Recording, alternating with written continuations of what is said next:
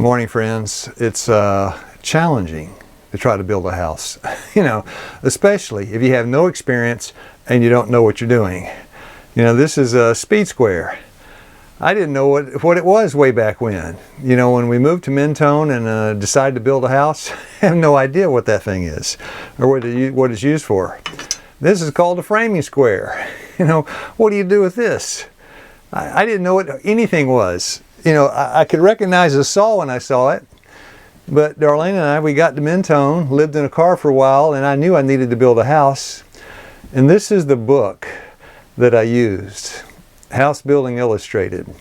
Now, in those days, there was no YouTube. It wasn't anywhere to go for information, the library, but it's just you were limited to the book you had. And I wasn't a Christian, wasn't praying for wisdom, just trying to read a book. But in the book, now if you don't understand some of the words I'm going to say, that's okay, I didn't either. But it talked about 16 inches on center. What's an on center? What's that mean? Or rafters? What's a rafter? Or treads and risers? What's that? These words, it was a nice book, kind of simple, but the vocabulary was foreign to me. And as a result, when I built that house, it was the first one was kind of crooked. Now, I'm sorry to say I don't have a lot of pictures from those first efforts. I've got a few, and I'll show them to you. But Darlene was putting in the floor. It was kind of like a puzzle.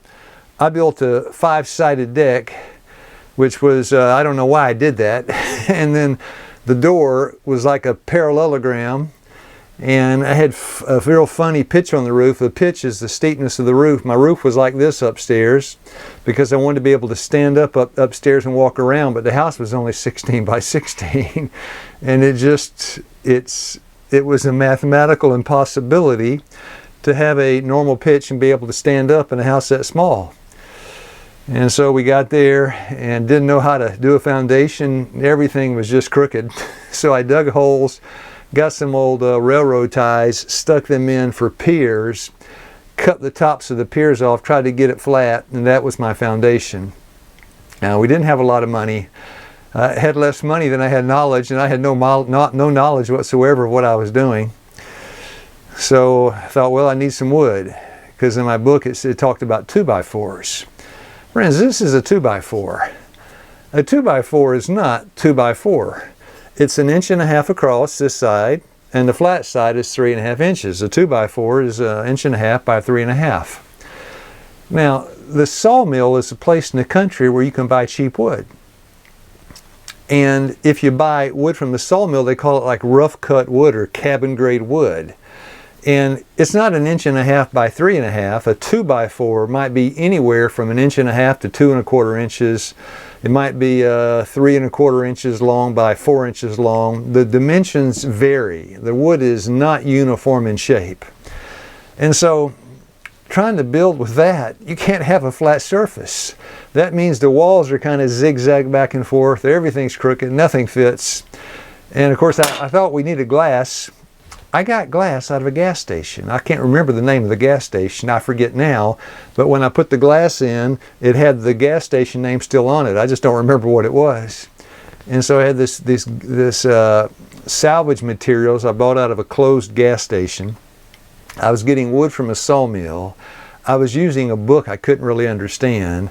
I was dealing with tools I didn't know how to use. I was absolutely green. When I say green, I mean it was just new to me. And I would cut things and put them up, and it was a challenging expedition. But when I got the floor laid, and by the way, I cut the railroad ties crooked, so the floor kind of went like this. It wasn't flat. Oh, that's okay, a little step won't hurt me. And Darlene was so sympathetic. I guess she watched my poor, pitiful efforts, never did condemn me or criticize me. She just kept encouraging me. But something happened. I remember when I built the first wall, of course, I think I built it on the ground, and you stand up the wall. And when we stood up the first wall, I stood back, because Darlene and I did all the work ourselves. I stood back, and I had a sense of satisfaction like I'd never had before. Now, since that time, I've gotten it on many, many occasions, especially when you're cutting firewood. You get a nice stack of wood out there that's going to heat your house for the winter. You see that stack of wood, it's the fruits of your labor. That's what I call useful labor. It produces fruits. You spend all that time, you have something to show for it. You know, exercise is great. You know, jogging is great, swimming is great, biking is great. I used to do that. But at the end of the day, when I finished, I'd gotten some heart health, but I had nothing to show for it. This useful labor, it produces fruit. And when I stood back and saw that wall, the fruits of my labor, I had this feeling. I can't describe it. I can't put it into words. Unless you've had it, you can't really understand it. And I thought, I wonder if that's why, you know, God may have felt something like that. Just some kind of, just something resembling that. When God stood back after 6 days and He said, it is good. He made man, it's very good. But the sense of satisfaction, having produced fruits with the labor of your own hands.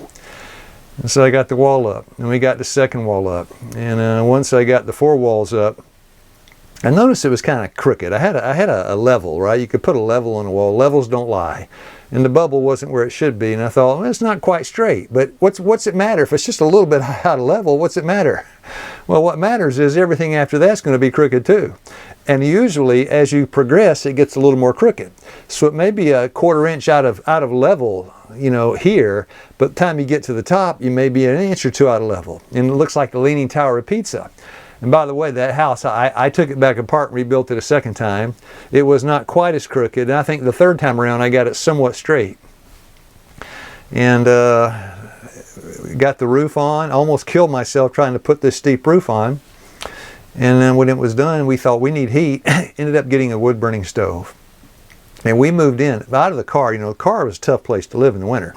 Got out of the car, got into the cabin, got the stove cranked up, and it was nice to have warmth. And of course, I did not have siding on one of the walls, so when it snowed came in. We were in sleeping bags on the floor. It was pioneer living. And my dear friends, it's just what the doctor ordered, the doctor being Christ. It put us in a place where we could see what's real. The real from the frou-frou, right? The things that don't really matter. Food, clothing, shelter, that Matthew 6, 31, 32, leading up to 33. In verse 33, Jesus says, seek ye first the kingdom of God, and all these things shall be added unto you. But He defines what all these things are, right? Food, clothing, and shelter in the verses before. And I could see this is what really matters. The food we eat, the shelter over our heads, the clothes on our backs. I was washing clothes in the creek. And so I started to get a real estimate of what was of value, lasting value in life. And so we moved in. And didn't have any indoor plumbing at first, and it took a while. Didn't have any electricity. We had a candle. It was primitive living, and it was good. So that was the beginning of an experience of self-sufficiency. And I learned later, 2 Corinthians 3:5, my sufficiency is of God. Even those things that we were doing, I look back and I could see God was helping us. So the house was up, we were inside, washing the clothes in the creek, working out in the garden, natural environment, gotten onto the vegetarian diet, that fiasco of killing all those chickens. You know, the Lord was helping us, and I could just see that Psalms 23:6, surely mercy and goodness shall follow me all the days of my life. And the Lord has been following me and helping me. Romans 8:31, look, if God's for us, who can be against us? So if you're pondering that same kind of adventure, you're going to launch out, build a house, I say go for it. Why not? You know, failure is one of the best teachers. I know I'm an expert on failure. But if you don't try, you'll never succeed. So why not try? Launch out, find a piece of land, get your hands busy in the garden, ask God to give you an experience that will deepen your relationship with first Him and then each other. Because as Darlene and I worked on the house, we worked in the garden slowly. It was very slow, 10-year experience. Over the decade, the Lord took our hearts, and finally we got the experience in Genesis 2:24. Man's going to leave his mother and father, cleave unto his wife. These two shall become, we became one flesh. And that was many years ago. Darlene said we're about to celebrate our 43rd anniversary. 43 years? Where'd all the years go? So we were walking this morning, and of course we walk together every morning. We walk for about an hour, and it keeps us young at heart. and keeps the heart a little young too. And as we were walking, there's a nice creek down there below, and down in the holler. This is a little stream going through the hills near my little cabin. My wife and I live up on the hill. Every day I walk by here on my way to do my exercise up the hill over there. And of course this morning it's probably low 40s, high 30s. And as we went by the creek, I said to Darlene, Darlene, remember we used to take our baths in that creek? She looked at me, she said, but I wouldn't want to do it now.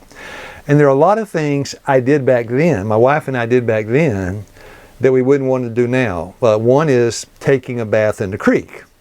Another is, I remember we launched out into the North Georgia wilderness, the Cohutta wilderness. We're going to live out there in the wilderness, a man in a mountain. Well, we're a mountain man, like how we're going to live and be self-sustaining, have a compass, have some granola, have a tent, just live out there. So we made a decision. We talked about it. And I said, Darlene, why don't we just move out into nature, leave it all behind, and launch out into nature and find some peace, some permanence, some stability, you know, something that I don't have that I want.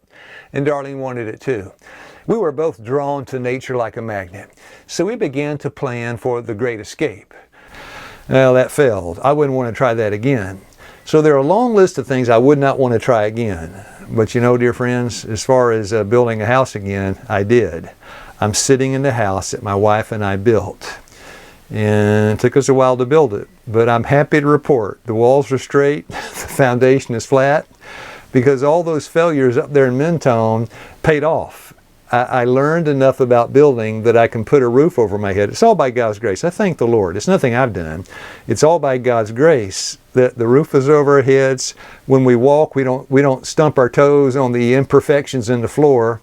And we got a nice warm house. The wood-burning stove keeps us warm. The walls keep the snow out, and the Lord keeps the love in. So, dear friends, may the Lord give you the desire of your heart today. But, you know, He put in us to seek, you know, an adventure with Him. Launch out, and may God help you today to find something with Him that will fill up the desire of your heart. Have a nice day.